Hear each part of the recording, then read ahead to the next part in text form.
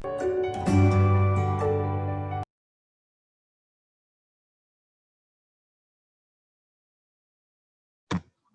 morning, all of you. Today we are going to start our chapter 7th of history, and our chapter name is Changing Cultural Tradition. So, first of all, we are going to discuss the sources of this chapter. There is a lot of materials in the forms of documents, printing books, paintings, sculptures, building, textiles, etc. Many of these are preserved in archives, art galleries, and museums in Europe and America. Now, our topic is changing that occurred in Europe between 14th century to 17th century. In Europe, from 14th century to the end of 17th century, a number of towns had grown in different countries together with a distinctive urban culture. The people of towns started to think that they were more civilized than the people of villages. Many towns developed as a center of art and education, such as Florence, Venice, and Rome of Italy. The rich and uh, aristocratic class began to patronize artists and writers. The invention of printing press made books and other printed materials easily available at that time. A new sense of history developed in Europe, and people divided history as medieval and modern. The development in science and geography broke all the tradition notion of church, like Earth was the center of solar system and Mediterranean Sea was the center of world. Now, our next topic is factors that led to the revival of the Italian cities. So, at that time, after the fall of Roman Empire, Western Europe was restructured by feudal bounds and unified under the Latin Church. Eastern Europe went under the rule of Byzantine Empire, and Islamic was building a common society for the West.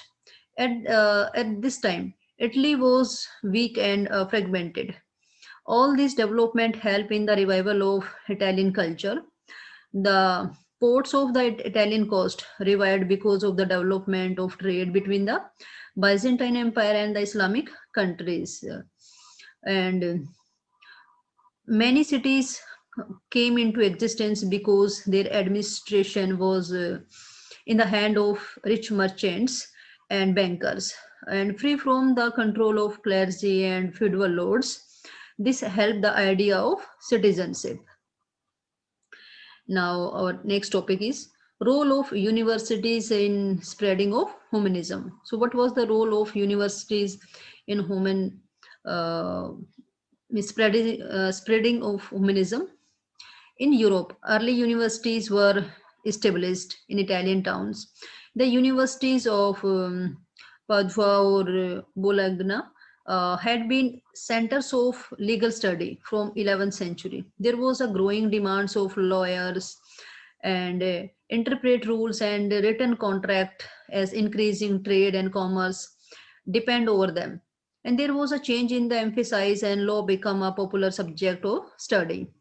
Francisco Patriarch represented this change and stressed the significance of deep reading of ancient authors. The educational program of that period was a means of study, more which religious teaching alone could not give.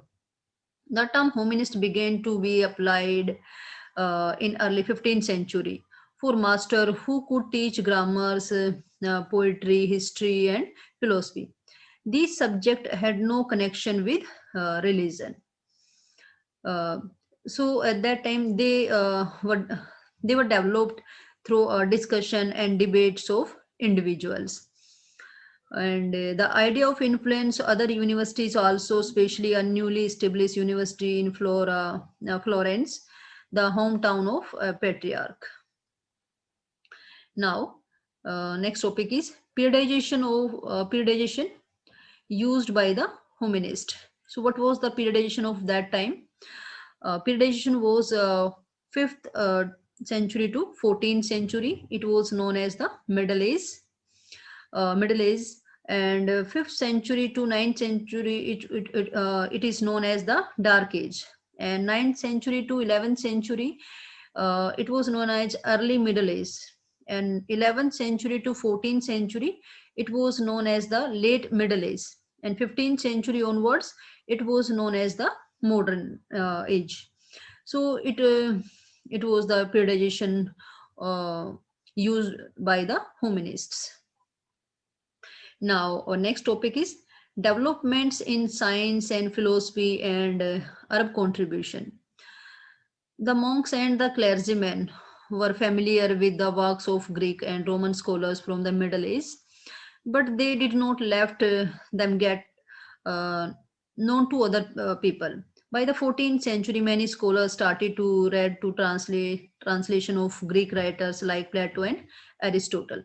They were translated and preserved by the Arab translator. Some Europeans and Greek work in the Arabic translation, and Greek translated Arabic and Persian scholars work in European languages. These works on the natural science, mathematics, astronomy, medicine, or chemistry, etc. So it was the development of science and philosophy and Arab contribution at that time in 14th century. So next topics we will discuss in next class. Thank you so much.